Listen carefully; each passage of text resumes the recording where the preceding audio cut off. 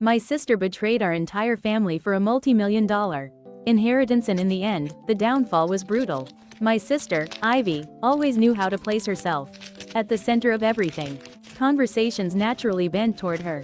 Family photos somehow revolved around her. Even decisions that weren't hers to make eventually became hers to control. If you glanced away for a second, she'd reshape the entire story so she was the hero. I was the opposite. Quiet, practical, I kept my head down, avoided conflict, and stayed out of the spotlight. In Ivy's world, I was just background noise. When our grandparents passed away within months of each other, grief swallowed the whole family. Then the will was read. A little over $3 million.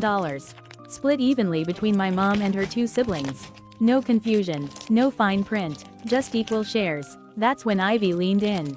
She offered to help with paperwork, lawyers, bank meetings, anything that involved organizing. Everyone was overwhelmed and exhausted, so they said yes. We thought she was being thoughtful. She wasn't. Behind the scenes, she told my aunt that my mom was planning to hide part of the inheritance. She warned my uncle that taxes would destroy everything unless someone financially savvy took control. Then she presented the solution: temporary power of attorney.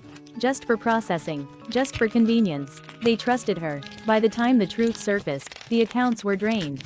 Nearly all of the inheritance had been transferred into accounts only Ivy controlled. When my mom confronted her, shaking, begging for answers, Ivy didn't deny it. She didn't even hesitate. She said she earned it because she was the only one smart enough to manage it. Then she blocked everyone and disappeared. The lawsuits tore the family apart. Holidays stopped. People stopped speaking. My mom barely slept. Meanwhile, Ivy resurfaced online, flaunting a new life: luxury vacations, a massive house, expensive cars. She looked untouchable. For a while. About a year later, reality hit hard. The same transfers that made her rich had also triggered a financial investigation, tax violations, fraud, frozen accounts. One by one, everything she bought was taken back. The house was seized. The cars were repossessed. The posts vanished. Then Ivy came back, broke, crying, apologizing, saying she lost herself and wanted to be a family again. She stood on my mother's doorstep asking for another chance. My mom didn't yell, she just closed the door.